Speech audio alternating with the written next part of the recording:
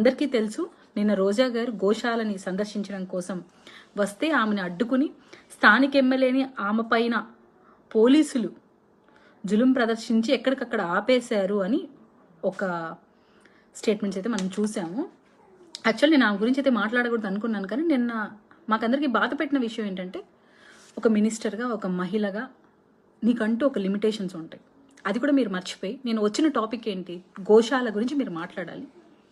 అక్కడ ఎక్కడ 10 మార్కులు అభినయ్ గారికో లేదంటే ఆ కరుణాకర్ రెడ్డి గారికో వాళ్ళు అరెస్ట్ అనే ఇష్యూ మీద ఫైట్ చేసేస్తున్నారు, 10 మార్కులు ఎక్కువ పడతాయి జగన్మోహన్ రెడ్డి గారి దగ్గర, నేను కూడా ఓవర్ పర్ఫార్మెన్స్ చేయాలన్న ఇంటెన్షన్తో ఏమో కానీ మధ్య మధ్యలో టచ్అప్లు చేసుకుంటూ మీరు ఇష్యూని సైడ్ ట్రాక్ చేస్తూ అసలు గోశాల గురించి మాట్లాడకుండా పవన్ కళ్యాణ్ గారి మీద, సిబిఎన్ గారి మీద వ్యక్తిగత కామెంట్స్ చేశారు. మీరు ఒక మహిళగా, ఒక తల్లిగా గతంలో ఒకసారి మాట్లాడున్నారు. మీరు మీ బాబుకు కారు కొనిస్తే దాన్ని బాగా ట్రోల్ చేశారని లిటరలీ మీరు ఏడ్ చేశారు. నాకు అది బాగా గుర్తుకుంది, ఎందుకంటే నేను ఒక మహిళని కాబట్టి, ఒక తల్లిని కాబట్టి నాకు ఆ పెయిన్ తెలుసు. సో మీ మీద ట్రోల్ చేస్తే మీకు అంత బాధ వేసినప్పుడు మీరు నిన్న 2 రోజుల కిందట మీరు మార్క్ శంకర్ అనే బిడ్డ పైన ట్వీట్ వేశారు. బిడ్డకు బాగా అవ్వాలి, ఆరోగ్యంగా తిరిగి రావాలన్నారు. ఒక తల్లి మనసు అని మేము కూడా అనుకున్నాం ఆ రోజు. కానీ మీ విషపు బుద్ధి నిన్న మాటల్లో కనపడింది. ఏం మాట్లాడుతున్నారు? స్వామివారు కక్షపూరిత చర్యలు చేపడతారా?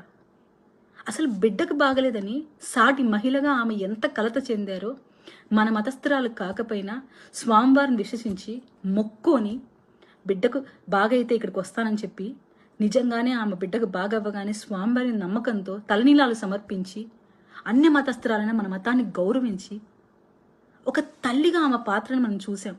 మీరు ఒక తల్లిగా మీ బిడ్డకి మీద కార్ అనే ట్రోలింగ్ వస్తేనే అంత బాధేస్తే ఈరోజు మార్క్ శంకర్ పైన మీరు చేసిన స్టేట్మెంట్స్ ఏంటి రోజా గారు?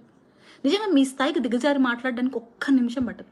కానీ మేము విలువలతో ఉన్నాం, విలువలతో ఒక డిసిప్లిన్గా పార్టీని నడిపే అధ్యక్షుడి కన్సర్న్లో పనిచేస్తున్నాం కాబట్టి నేను ఇంతకన్నా దిగజారి మాట్లాడలేకపోతున్నాను.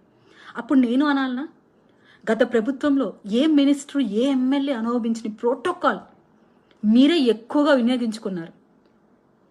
మరి ముఖ్యంగా మీ ఫోటోగ్రాఫర్ మెళ్ళో సిలువ ఉన్నా అది మీరు గమనించారా లేదా నాకు తెలియదు, కానీ ఆ అబ్బాయి సాక్షాత్ స్వామివారి బయట వచ్చి కెమెరా పట్టుకొని తిరుగుతున్నాడు. అప్పుడు ఆ తప్పిదం వల్లే మీరు ఘోర పరాపజయం పొందారని నేను చెప్పగలుగుతానా?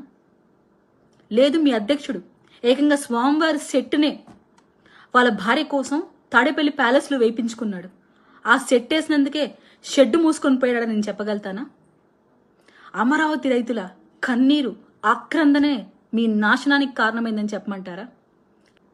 అసలు ఇటువంటి అన్నెసరీ కామెంట్స్ మనం ఎందుకు చేస్తున్నాం? మనం ఏ ఇష్యూ కోసం ఫైట్ చేయని వచ్చాం, అది కదా మాట్లాడాలి. ఒక మహిళగా